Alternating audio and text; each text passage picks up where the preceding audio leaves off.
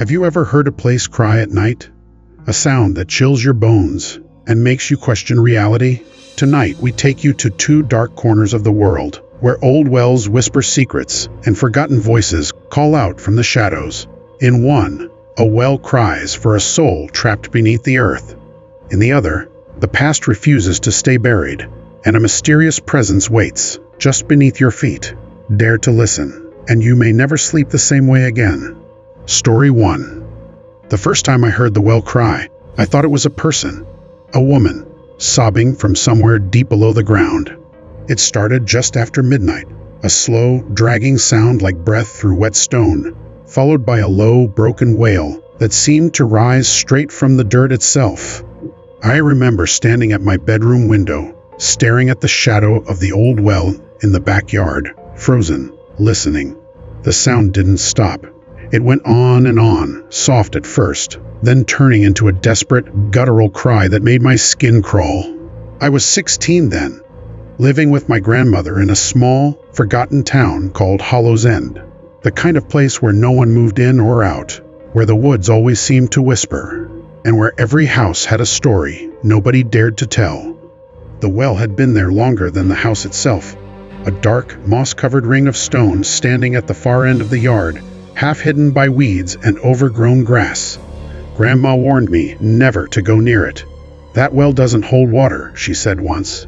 "It holds memories, bad ones." I thought she was being dramatic, but that night when I heard it cry, I wasn't so sure anymore. The next morning, I asked her about it. She went pale, her spoon hovering above her oatmeal. "You heard it?" she asked. I nodded. She sighed and stared out the window toward the back field. "It's not crying for you," she said quietly. "Don't give it a reason to." I didn't know what that meant then, but it stuck in my head all day. When night came again, I couldn't help myself. Curiosity can be stronger than fear. Around 1 a.m., I crept out of bed, slipped on my hoodie, and went outside. The air was cold and wet, the kind of damp that seeps into your bones. The backyard was drowned in mist, and the well stood there, silent, black, waiting.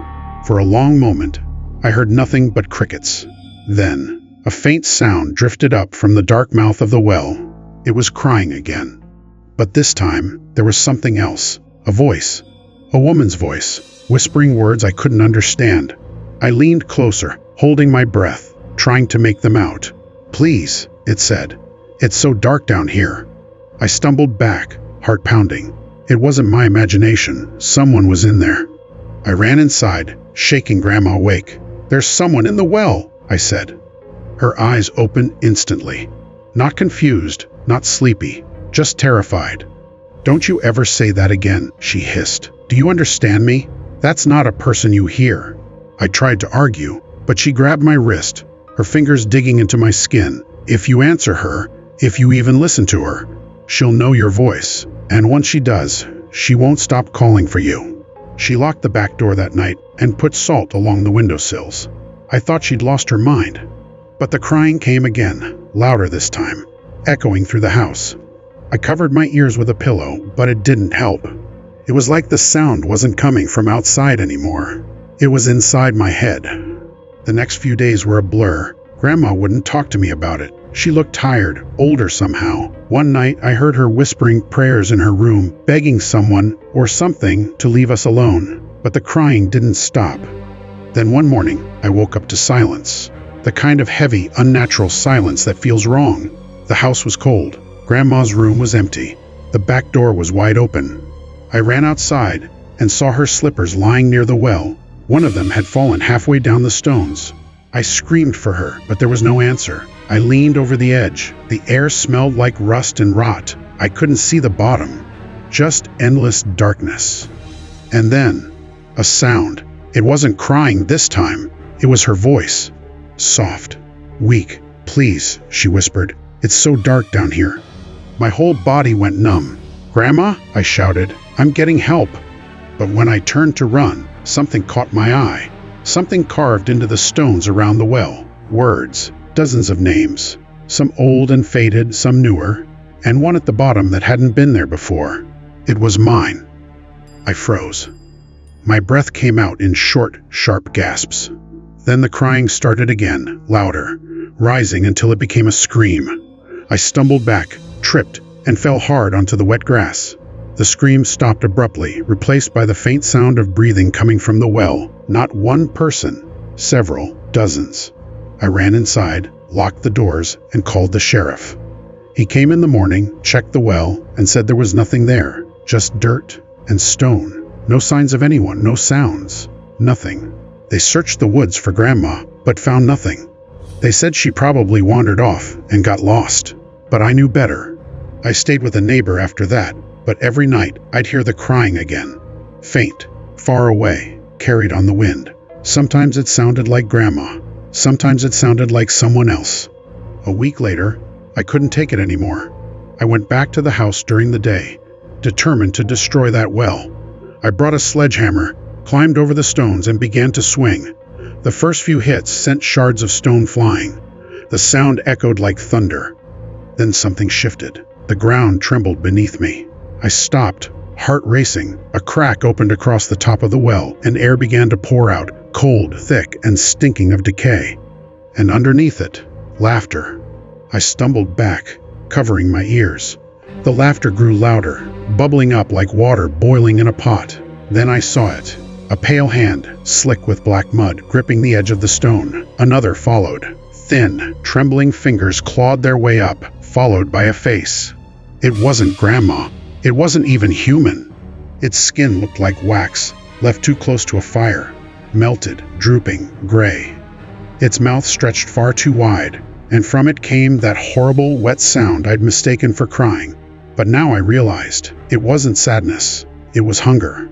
I ran. I didn't stop until I reached the neighbor's house.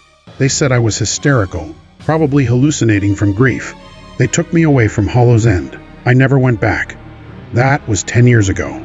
But last week, I got a letter. No return address. Just a small envelope with dirt smudges on the edges. Inside was a piece of old paper, ripped, damp, and stained. And written in shaky handwriting were just 4 words. "It's so dark here." Beneath it was a small, faded photograph. The well, freshly rebuilt, and standing next to it, smiling faintly, was me. But I don't remember ever taking that picture. And now, at night, when everything's quiet, I swear I can still hear it. That faint, wet, broken sound rising from somewhere deep below the earth, crying, begging, calling my name. And sometimes, just before dawn, it laughs. Story 2. The first thing you notice when you return to a place you once called home isn't nostalgia, it's silence.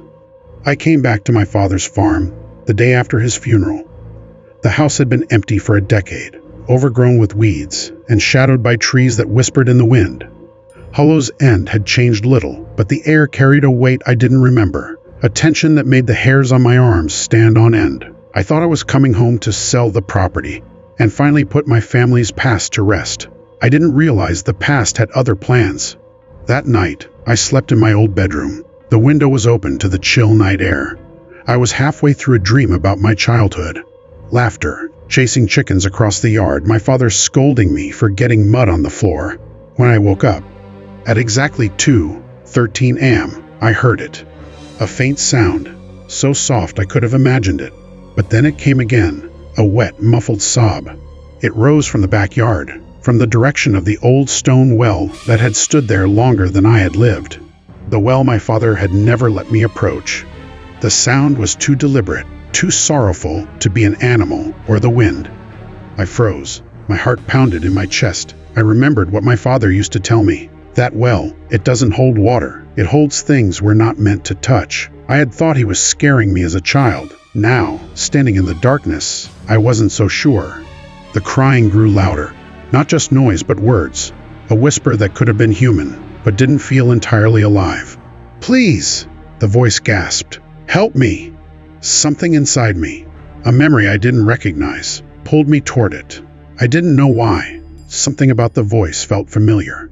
Tender, sad, like my mother. But my mother had been dead since I was 6.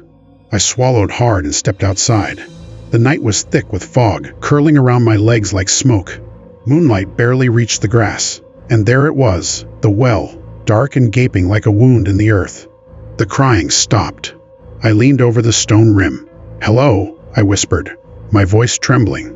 The air shifted. Then, so close it felt like it was in my chest, a voice answered, "Welcome home." I stumbled back, heart hammering. The tone was wrong, cold, unnatural, and entirely too knowing. I ran inside, locked every door, and sat in the corner of the living room until dawn.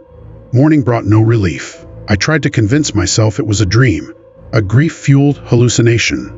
But then, I saw the footprints.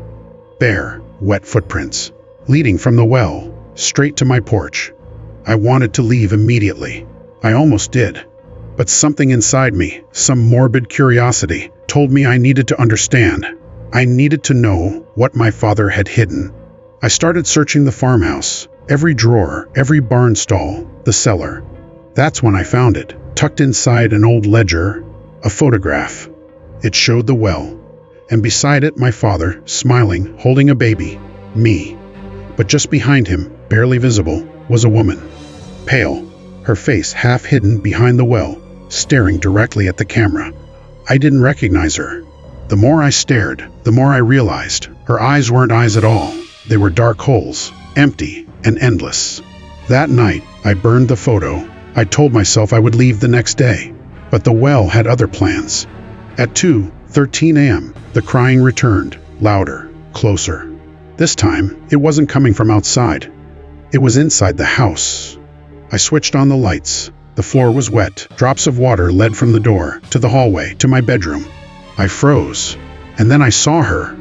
A woman, hair dripping, clothes torn, skin gray and soft like it had been underwater too long. Her head tilted slightly as she whispered, "Do you know what he did to me? I couldn't move." She stepped closer. "Your father. He promised he'd come back for me." I shook my head. "Who are you?" She smiled, water spilling from her mouth. "He said he'd bring me out, but he trapped me instead, buried me alive, and the well kept me." I stumbled backward. "No, that's not possible." She leaned close, her cold breath against my ear. "You have his eyes." Then she vanished. Just like that, only the wet patch where she had stood remained. The next morning, I returned to the well, determined to see it for myself. I tied a rope to an old post, dropped a flashlight down, and descended. The walls were slick with moss and moisture. The air was freezing. About 20 feet down, I found something. A wooden board, half-rotted, wedged across the shaft like a lid. I pushed it aside. The stench hit me. Rot, decay. Not water, something else. The flashlight caught on something. Fabric, then bone. A skeleton. Around its neck, a locket. I recognized it immediately. My mother's. I staggered back, rope burning my hands, and hauled myself out. The sun was up. The crying had stopped. I called the sheriff. They pulled up the remains. A woman's. Identification was impossible, but I knew. It wasn't my mother in that well. It was the woman from the photo. That night, in my motel room miles away, I woke again at 2:13 a.m., a faint dripping sound, like water falling on stone. I turned on the light. The carpet beside the bed was wet. From the bathroom came a whisper. "Do you know what he did to me?" I ran. The next day, I sold the farm. The new owners never asked about the well. I didn't warn them. I wanted to forget. But last week, a package arrived. No name, no return address. Inside, a small wooden box, damp, smelling of earth. Inside was the locket, and a scrap of paper that read, "It's your turn to keep the well."